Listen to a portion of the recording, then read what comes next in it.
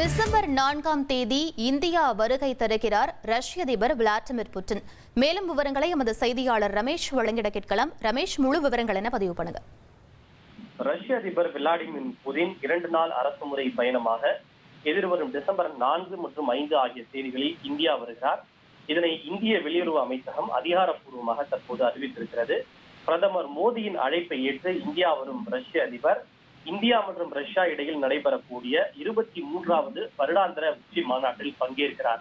இதனைத் தொடர்ந்து பிரதமர் மோடியுடன் இருதரப்பு உறவுகள் தொடர்பாக தனிப்பட்ட முறையில் சந்தித்து பேச்சுவார்த்தை நடத்தும் அதிபர் புட்டின் பல்வேறு நிகழ்ச்சிகளில் கலந்து கொள்ள இருக்கிறார். இந்தியா வருகின்ற ரஷ்ய அதிபரை குடியரசுத் தலைவர் திரௌபதி முர்மு வரவேற்று அவரை கௌரவிக்கும் விதமாக விருந்தையும் அளிக்க இருக்கிறார். குறிப்பாக இந்திய வருகையின் போது ரஷ்ய உக்ரைன் போர் ஆகியவை தொடர்பாக பிரதமர் மோடி பேசுவார் என்று எதிர்பார்க்கப்படுகிறது. பல சந்தர்ப்பங்களில் ரஷ்ய அதிபரோடு பேச்சுவார்த்தை நடத்திய போதும் இந்தியா, ரஷ்யா மற்றும் உக்ரைன் இடையிலான அந்த விவகாரத்தை அமைதியான முறையில், ராஜாங்க முறையில் தீர்த்துக் கொள்ள வேண்டும் என்று பிரதமர் மோடி தொடர்ந்து வலியுறுத்தி வருகிறார். குறிப்பாக ரஷ்ய உக்ரைன் போர் ஏற்பட்ட பிறகு ரஷ்ய அதிபர் புட்டின் முதன்முறையாக இந்தியா வருகிறார்.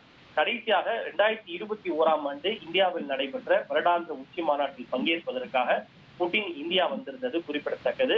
அண்மையில் எடுத்துக்கொண்டால் சீனாவில் நடைபெற்ற ஷாங்காய் ஒத்துழைப்பு மாநாட்டில் பிரதமர் மோடியும் ரஷ்ய அதிபர் புட்டினும் பங்கேற்றனர். அதில் பிரதமர் மோடியை சுமார் 30 நிமிடங்கள் காத்திருந்து ரஷ்ய அதிபர் புட்டின் தன்னுடைய ஒரே காரில் பிரதமர் மோடியை அழைத்து சென்றது பேசுபொருளாக மாறியது. எனவே தற்போது ரஷ்ய அதிபரின் இன்றைய இந்தியா வருகை பெரும் எதிர்பார்ப்பை ஏற்படுத்தி இருக்கிறது. இந்த வருகையின் போது ரஷ்யாவிடமிருந்து 5ஆம் தலைமுறை சுகோய் 57 போர் விமானங்களை வாங்குவது தொடர்பாக பேச்சுவார்த்தை நடத்தப்பட்டு முக்கிய ஒப்பந்தங்கள் கையெழுத்தாகலாம் என்று எதிர்பார்க்கப்படுகிறது.